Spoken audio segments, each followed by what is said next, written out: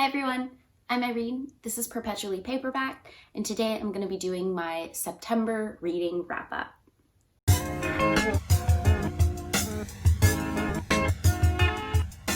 Hi guys, thank you for being here today. Thank you for stopping by. Today I'm going to be doing a very late September wrap-up.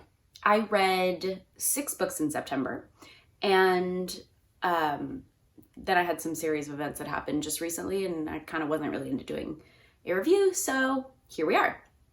I read 6 books, and I'm just going to go in order from what I finished first going forward.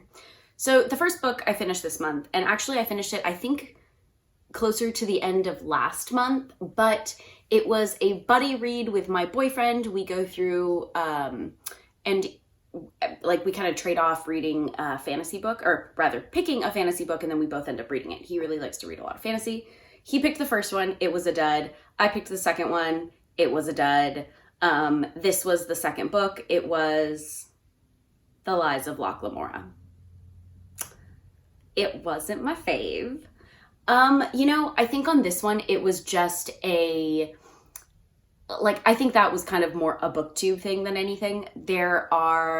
People really love this book. They really love it. But with this one, this is one where I got so hyped. Like, I was so ready to read this book. There was a lot about it that sounded really good. So for me, I was 100% sold. I basically, I called a bookseller in town. I ordered the book. It's a local seller, so I like to support them. But I got the book. It's fairly hefty. I honestly can't really even see what people like about it. You know what? Well, that's not true. I can see what people like about it. I think there are certain things that were really cool about it. For me, it was probably a 2-star book, if I'm being honest. I really didn't enjoy it. And actually, the reason that I waited so long to do this is because my boyfriend was finishing it, and he heard it via audio and literally had 4 hours left to the end and just couldn't get through it. For him, he acted like it was agony. It wasn't that bad. I just, my general thoughts are, it was just boring more than anything. I didn't find it interesting. I didn't care enough about any of the characters to care about what happened. And I think maybe this is probably, yes, it is a fantasy book, but the fantasy elements are very minimal. If anything, it felt like much more of a heist book to me, and that's fine. It really wasn't for me. There were some interesting parts about it, but truly the interesting parts, the things that I found most interesting in it, disappeared as soon as they showed up. And then when the people die, there are some deaths that take place in the book. I don't know that that's a spoiler. I'm not gonna say who, but basically it happens in a way that I don't know. I feel like it wasn't set up in a way that made me care about any of the characters.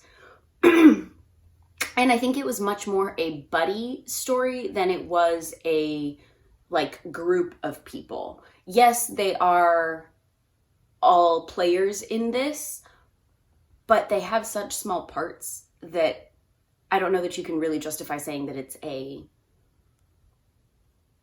group. Yeah. Anyway, so I'm going to hopefully do a little bit longer video on what my real full-fledged thoughts are on Lies of Locke Lamora, but that was the first one to start off this month. 2 stars, not good. That's going to be a very unpopular opinions video. No one's going to like. There's so many people that love this book. I took it, basically, I don't even have it because I got rid of it. It's just, I didn't even want it in my presence. It's dramatic. And I mean, that just goes to show everyone reads super differently. And I mean, some people love this book. I aggressively didn't like it. So that'll be a fun video. Stay tuned. So the next book I read after that was George M. Johnson's All Boys Aren't Blue. This was an audiobook, and I'm glad I did it audio because it was read by the author. It is a memoir manifesto. I thought it was absolutely beautiful. I enjoyed it so much. It does deal with some heavy topics, so be aware that there are some content warnings for that.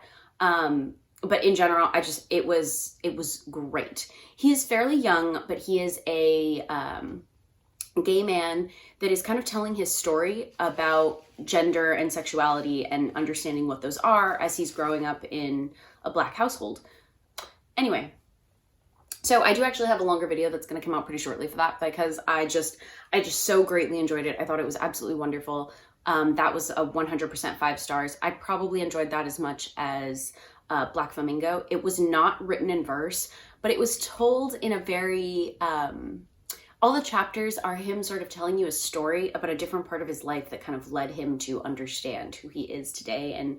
And I just thought it had such sweet moments. I didn't expect to relate to it quite as much as I did. And so that was super pleasantly surprising.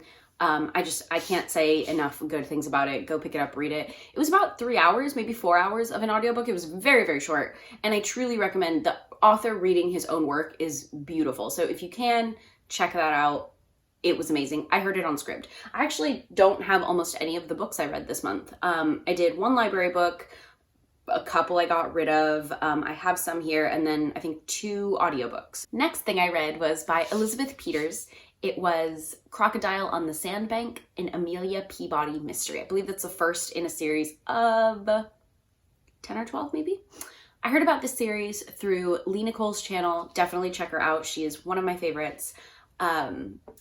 It's a series set in the Victorian era, but it is, so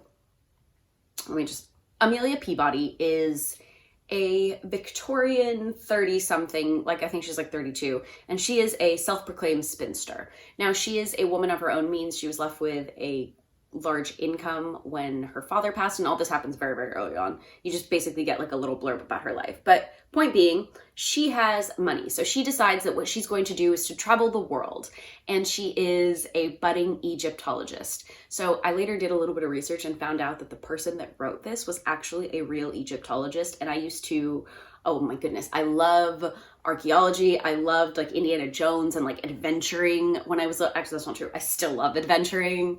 So I think for me, it was just super interesting, and I like stories like that. It is marketed as a murder mystery, and I'm not gonna lie, there's no murder mystery that happens, but for me, that didn't deter it. Amelia is sassy and outspoken. She also just like, she's properly Victorian, but she doesn't really go by any of the constructs. So in this one, she's in Cairo. She ends up meeting this lady that she kind of sort of takes under her wing. It's somewhat of a mutual beneficial situation. She needs a companion, and the other girl needs saving, basically, and some kind of income. So she hires her as her assistant. Well, they end up going to, I believe this one is set in Amna. They go down the Nile. They hit so many Egyptian monuments, but I believe this one is largely set in Amna. And they end up staying there because they meet Walter and Emerson, and they are both an Egyptologist and I don't remember the word exactly, but Walter is, he reads the hieroglyphics. That's what he is. That's what his profession is, basically. So he and his brother work together. Of course, they like make the only 2 hot people in the desert. Like, come on, of course they're gonna have something. And the banter between all of them is wonderful. It is that, okay, so I think this book is a little bit slow, but if you are someone that likes the sassy banter, you're getting so much of that in this. And for me, honestly, I live for that. So this was great. I really, really enjoyed this one. It was also something that I used it kind of as like a cleanser, just kind of seeing what it was like. I didn't expect what I got, and I was super happy with what I got. So this one for me was 4 stars. I really, really enjoyed it. I finished it, went on to the second one, finished that as well. I'm probably going to go through the series just because feel like I am now invested in Amelia's life. And so there are just some things that are in it that are obviously ridiculous, and like, take it with a grain of salt in that, yes, it is Victorian era. There are some things in there that are off-putting for our time now, but she didn't live in our time. Keep that in mind. if you do, I thought, and I mean, as it is, she's like totally a spitfire. She is sassy. She doesn't take like no for an answer. She's also incredibly smart. I would say she's somewhere between like a female Indiana Jones / Sherlock Holmes. I don't know. For me, it was perfect. It was exactly what I needed at the time. It was enjoyable. It was wonderful. It was fun.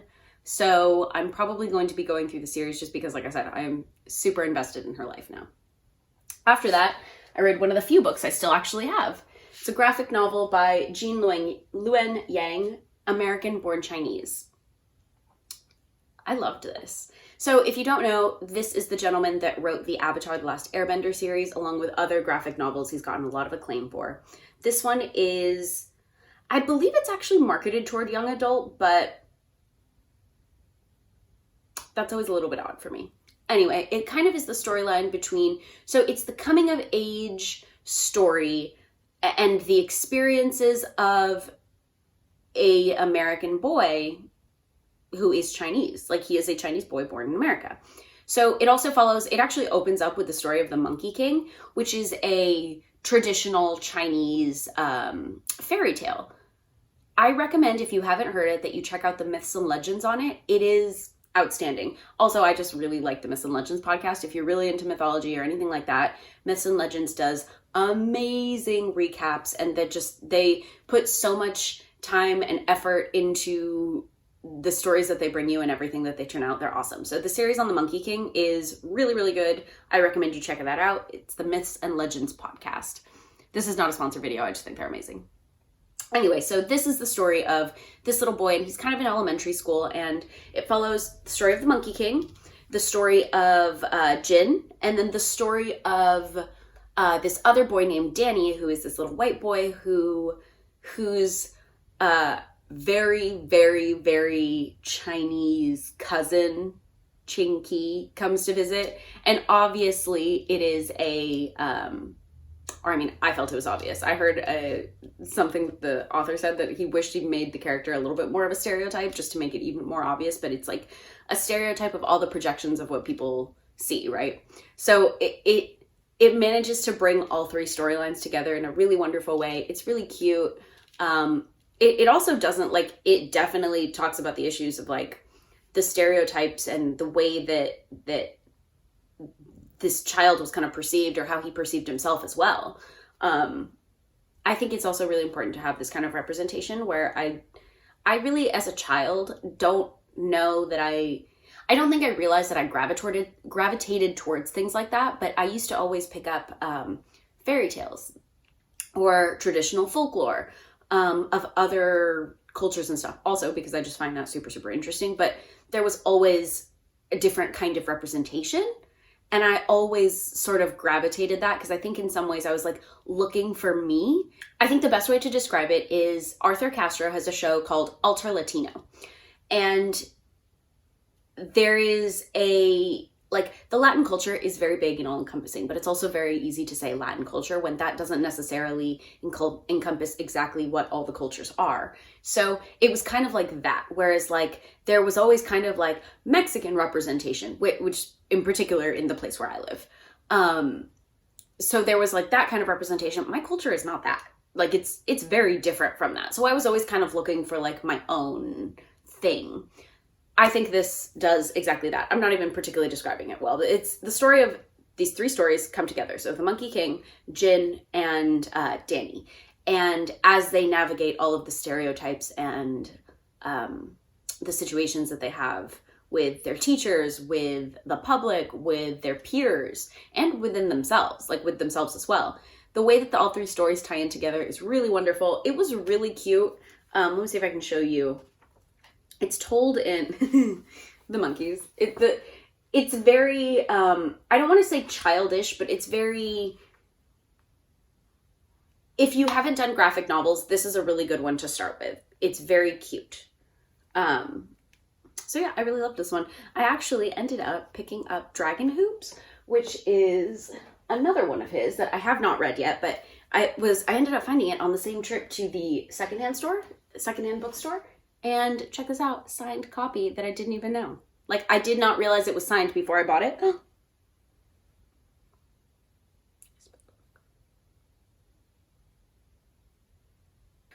So the second to last one I read was Murder at Hardigan House by Lee Strauss. It was actually super short.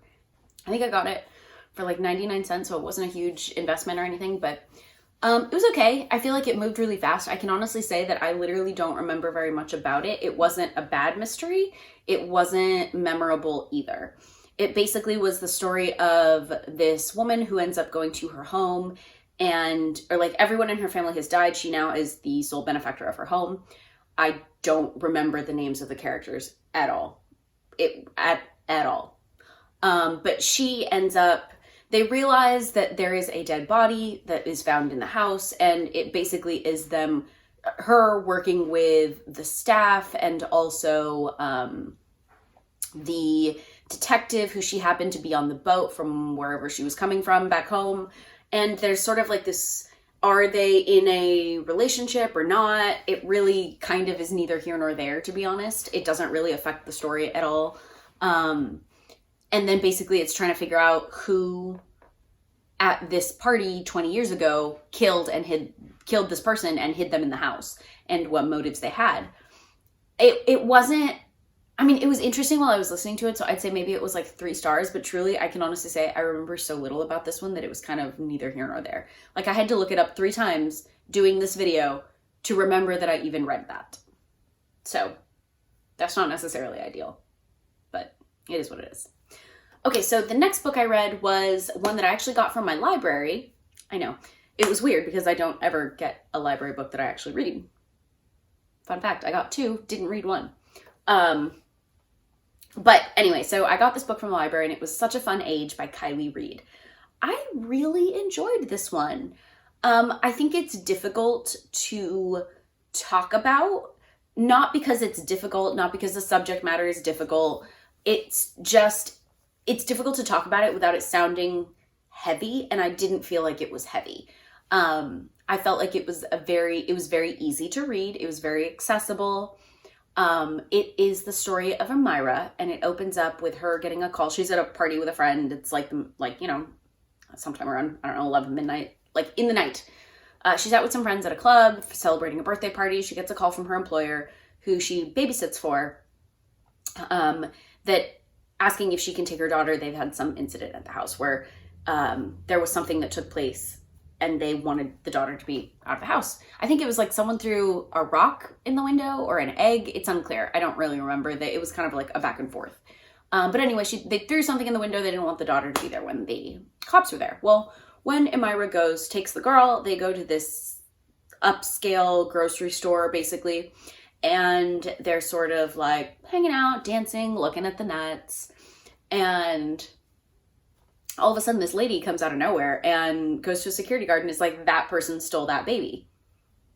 Which also is kind of like, what? Where do you come off? Like, randomly just being like, this person stole that woman's baby. Like, that's so weird.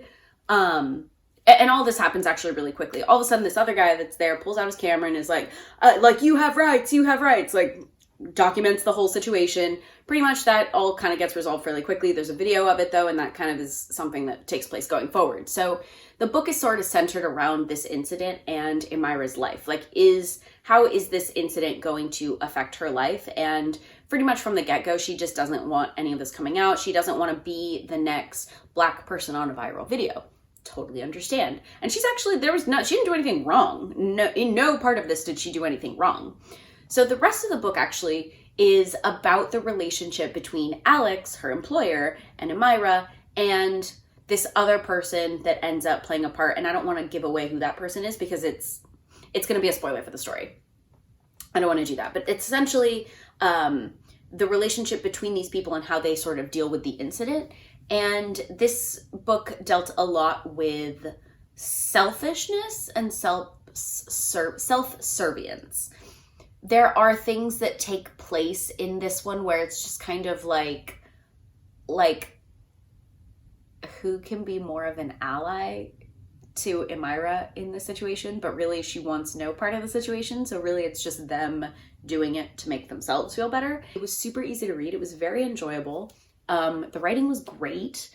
I am very excited to read what she has to say next. I think that for as little of a book, okay, it was nominated for some literary awards, and I can understand why it didn't go further. There is something that takes place in this where it's like such a coincidence that you're like, okay, really? Come on. But also, it's a narrative story, so like, I get it.